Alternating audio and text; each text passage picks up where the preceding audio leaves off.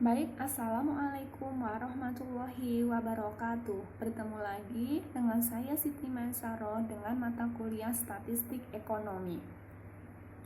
Pada pertemuan kali ini merupakan pertemuan ketiga dengan topik pengolahan dan penyajian data. Tujuan pembelajaran topik ini adalah yang pertama, mahasiswa mampu menjelaskan proses pembuatan keputusan rasional dari berbagai permasalahan. Yang kedua, mahasiswa mampu menyajikan data dalam bentuk grafik maupun tabel. Pengolahan data adalah proses untuk memperoleh data ringkasan berdasarkan kelompok data mentah. Nah, tujuannya adalah mendapatkan data statistik yang dapat digunakan untuk melihat atau menjawab persoalan secara kelompok.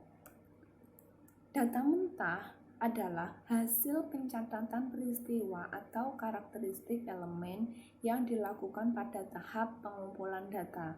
Nah, pengumpulan data sudah kita bahas di topik yang kedua kemarin. Untuk memperoleh data statistik, maka data yang telah dikumpulkan dari elemennya diselidiki harus diolah.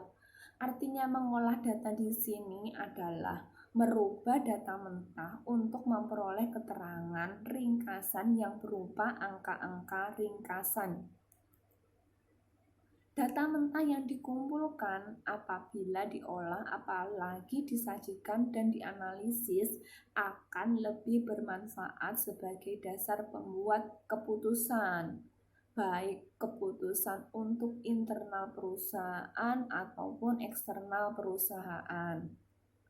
Pengolahan data dapat dilakukan dengan manual maupun dengan alat-alat elektronik seperti kalkulator dan komputer. Metode pengolahan data secara umum dibagi menjadi dua. Yang pertama, pengolahan data secara manual, dan yang kedua, pengolahan data secara elektronik. Pengolahan data secara manual artinya dilakukan dalam jumlah observasi yang tidak terlalu banyak. Yang kedua, tentu memerlukan waktu yang sangat lama. Contohnya yaitu pelaksanaan pemilu menggunakan telemark. Artinya di sini waktu melaksanakan perhitungan pemilu kita masih menggunakan prosedur pengumpulan data secara manual. Yang kedua yaitu pengolahan data secara elektronik, memerlukan bantuan komputer. Yang kedua meminimalisir tingkat kesalahan, memerlukan adanya program sesuai dengan kebutuhan, dapat dilakukan pengolahan lebih lanjut. Beberapa contoh angka ringkasan hasil pengolahan data. Ada keterangan jumlah, keterangan rata-rata, keterangan persentase, keterangan tentang rasio, keterangan tentang range, dan sebagainya. Selanjutnya, penyajian data. Nah, di sini prosedur penggunaan tabel dan grafik. Di topik yang kedua, kita sudah membahas tentang data. Data itu ada dua, yang pertama data kualitatif dan data kuantitatif. Data kualitatif metodenya ada metode tabel dan metode grafik. Begitupun dengan data kuantitatif. Nah, untuk metode data kualitatif dengan metode tabel dapat menghasilkan distribusi frekuensi relatif, persentase distribusi frekuensi, dan tabulasi silang. Sedangkan untuk metode grafiknya di data kualitatif ada metode grafik batang dan grafik lingkaran. Untuk data kuantitatif metode tabelnya yaitu distribusi frekuensi relatif, distribusi frekuensi kumulatif, distribusi relatif kumulatif, diagram batang, daun, tabulasi silang. Sedangkan untuk metode grafiknya ada plot titik, histogram, ogive, diagram charter. Nah, bentuk penyajian data bisa dalam bentuk tabel dan grafik. Tabel merupakan kumpulan angka-angka yang disusun menurut kategori, sehingga memudahkan dalam pembuatan analisis data. Sedangkan grafik merupakan gambar-gambar yang menunjukkan secara visual data berupa angka ataupun simbol yang biasanya berasal dari tabel yang telah dibuat. Nah, untuk jenis datanya, jenis data yang biasa disajikan dalam bentuk tabel dan grafik ada dua. Yang pertama yaitu cross-section data, yang kedua data berkala. Cross-section data artinya data yang dikumpulkan pada suatu waktu tertentu. Contohnya adalah pada tabel penjualan PT Sinar Bakti menurut jenis barang dan daerah penjualan. Dapat Anda lihat pada slide yang ke-16. Data yang kedua yaitu data berkala. Data berkala artinya adalah data yang dikumpulkan dari waktu ke waktu.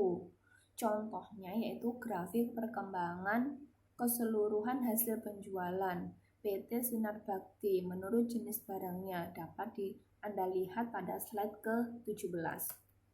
Nah, selanjutnya untuk bentuk tabel. Bentuk tabel di sini ada 3. Yang pertama adalah tabel satu arah. Yang kedua tabel 2 arah. Yang ketiga adalah tabel 3 arah. One way table. One way table adalah tabel yang memuat keterangan satu hal atau satu karakteristik saja. Misalnya, data personalia, jumlah menurut pendidikan, masa kerja, umur, golongan, dan sebagainya. Two-way table. Two-way table adalah tabel yang menunjukkan hubungan dua hal atau dua karakteristik.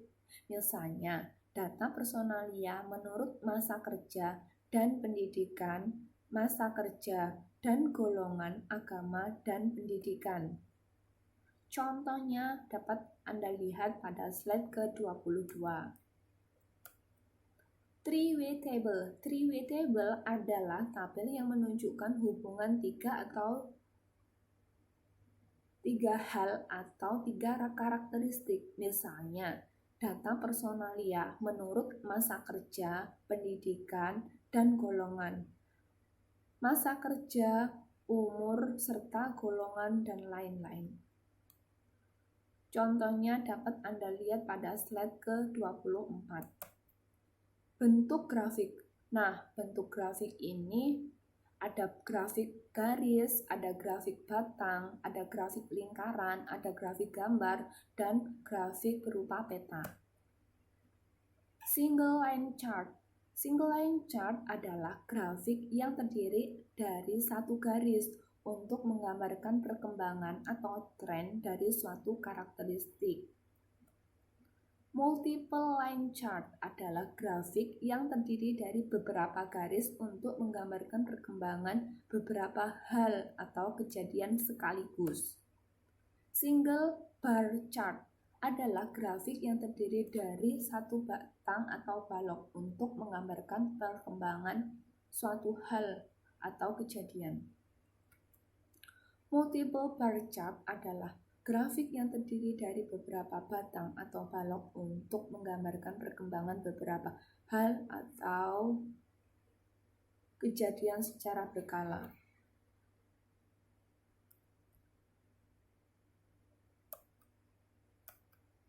Single pie chart adalah pie chart yang terdiri dari satu buah lingkaran.